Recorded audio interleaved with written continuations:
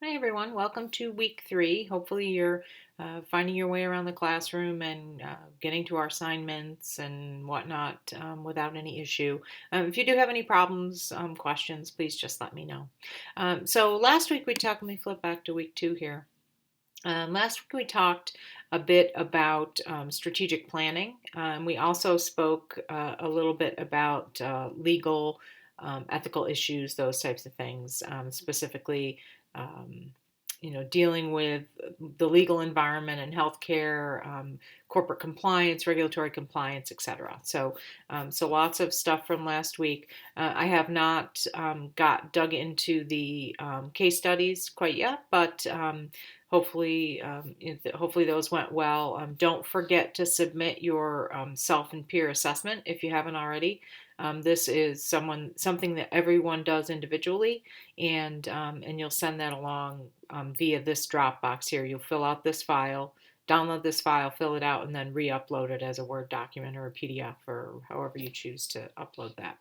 I do apologize, the week 1 assignments are a little late getting back to everyone. I have some done, but I don't have all of them done. I've never taught 4 classes at one time before, so assigning papers across 4 classes is it's a bit time consuming. So I do apologize for that, but I should have them back to you within the next couple of days for sure. If there was a problem that was found in the week 1 assignment, and then that was those problems were replicated in week 2, maybe APA issues or other types of things, structural issues, etc.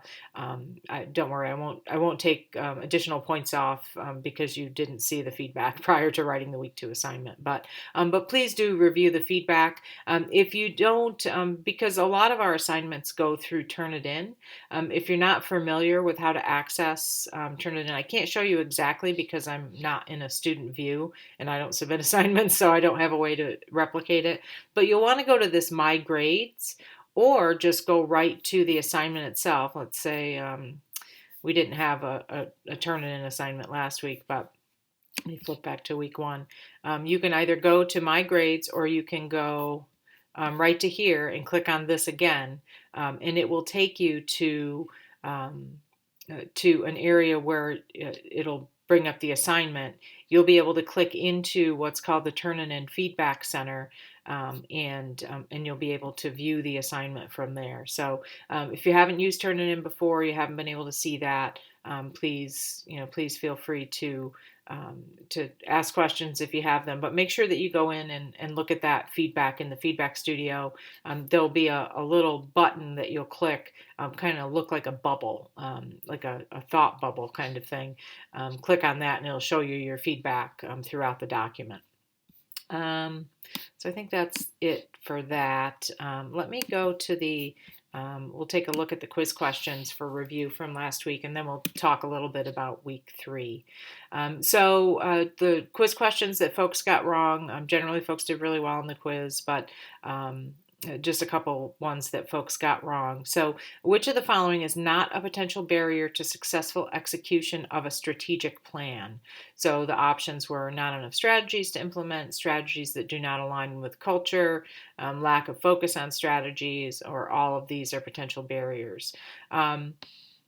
So this is a potential barrier, strategies that do not align. This is a potential barrier, lack of focus. What is not a potential barrier, so make sure you read closely, is not enough strategies to implement. There is no minimum or maximum amount of strategies or detail that needs to be included in a strategic plan. So sometimes in a strategic plan, you'll just be implementing one small thing. Like, for example, maybe you're going to move forward with a new patient financial system. You're not changing your entire operation. You're just implementing a new information system. That could be considered a strategy for which one does strategic planning, but it's just one thing. On the flip side, you may move forward with a strategy that has you building an entire new hospital. Obviously, that's a ton of strategies within one because there are so many pieces that flow into that: HR, IT, construction facilities, just a multitude of governmental affairs, et cetera, tons and tons of things within that. So not having enough strategies to implement is certainly not a barrier, because something small, something large, they can all be successful as long as you move forward in the process properly. If I had to guess, I would think that if people got this question wrong, it was probably because they didn't read this accurately. Next question. If an act is legal, it has to be ethical. And that is false. And one of the things that is mentioned in the book, I know I say in the live class when I teach this in the classroom, if something is legal, it doesn't mean it's ethical. And if something is ethical, it doesn't mean it's legal. So, for example, your ethical compass, where your ethics stand, may tell you that abortion should be, that abortion is unethical. You don't feel that it's appropriate. There are plenty of people in this country that are pro-life that don't feel abortion should ever be completed in any way. However, it is legal. It's legal across the country, and there are differences state to state on what is legal, but generally some sort of abortion procedures are legal across the United States. Sorry about the blip there, having a small computer issue. So I spoke about abortion procedures in that they are legal, but some folks do not believe that it's ethical. On the flip side, think about physician-assisted suicide procedures, physician euthanasia procedures. So many people believe that that is ethical, that is an ethical way to deal with end of life, so people don't have to suffer, etc. It's not everybody's view, much like the abortion issue that I just mentioned, but there are many people that feel that is an ethical conclusion. However, in most states, it is not legal. There are some states in the U.S. where that is now legal, but in the majority of states, that is not something that's legal. So if something is legal, it doesn't mean it's ethical, and if something is ethical, it doesn't mean it's legal. And everyone's ethical stance can be different. Those are easy ones to pick out. There are many people that are pro-life. There are many people that are pro-choice. And that same pro-life, pro-choice argument applies to euthanasia. So there are many people on both sides, and what your personal view is doesn't mean that you are ethical or unethical. That is your personal ethics compendium, what you feel is appropriate for you. So it's important when we're talking about law and ethics that we're always knowledgeable of our own thoughts, but considerate of other people's views and opinions as well. Just because they're different from ours doesn't mean they're wrong. It just means they're different from ours. And that's what makes America great, everyone having kind of different views on things. So let's talk about week 3. In week 3, we're shifting our topic again. Remember, I think I mentioned this in the first week, but we'll look at 7 different areas, functional areas of the healthcare world. So in week 3, we're going to be talking about marketing. And in conjunction with that, we are talking about the role of the patient as a consumer, because patients, 40 years ago, were just patients. Healthcare ran like a business from a financial standpoint, but patients didn't have a lot of choice as to where they went. They didn't have a lot of control over how much they paid.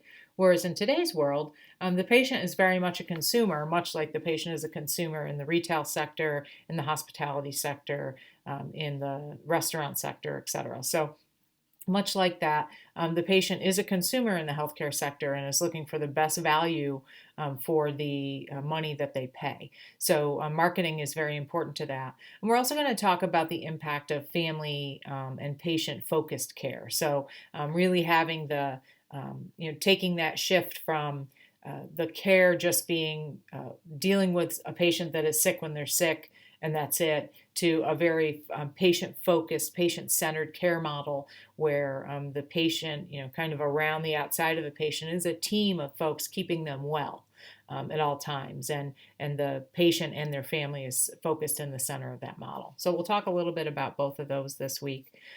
We are in a written discussion again this week. One thing that I will note, I'm asking you to find a piece of healthcare marketing. Please don't just share somebody's website. Everyone has websites today. So maybe 20 years ago, when the internet was very small and there weren't a lot of things out there, it was big marketing to have a flashy website. Not so much today. Actually, if you don't have one, you're way behind the times. So we're looking for actual marketing. So an advertisement, a billboard, a radio ad, a television ad. Um, Print media type things. It can be some kind of a campaign, a marketing campaign on one's website, but don't just share upmc.com. That's not a marketing campaign. That's standard presence in today's world. But just find a piece of marketing. If you can share it with us in the discussion board, please do. But if you can't share it, maybe it's a print something and you can't scan it, etc. Please give us a detailed description of it. And then talk about how that marketing piece can impact decision making of consumers. Do you feel if there are any ethical issues with marketing? Because healthcare marketing can be an ethical concern. Do you think it will be effective for the organization, et cetera? So luckily for those of you that are here in the Pittsburgh market, the marketing activity of all of our main players, Allegheny Health Network, UPMC, and MedExpress in the urgent care world, very, very heavy on to direct-to-consumer marketing. So you'll see tons of it out there. Just choose something and focus on that. We also have a reflection paper this week. Remember that a reflection paper is just that. It's a reflection. So I don't want it to be a research paper. You can certainly use outside resources, and as I note here, I want you to do that. In this case, use the crossing the quality chasm information that helps us to move to that patient-centered care model. But so focus on your readings you've done, the things that you've learned, and maybe some outside readings if you choose to find some. But then I want a reflection from you on this topic. So I don't want 3 pages of citations from external sources.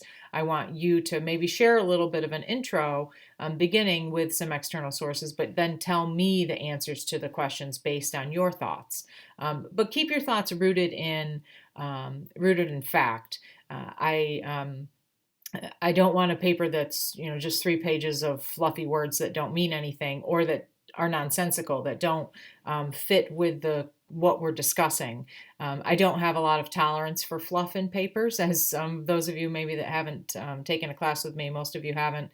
I don't have a lot of tolerance for that. So put things there that make sense, and also that are focused on the topic. But I want your thoughts. I want you to begin some critical thinking on these topics, as opposed to just simply what someone else is writing in their article and you're restating it. So whenever I say reflection paper, I'm looking for you to reflect based on the information that you've learned.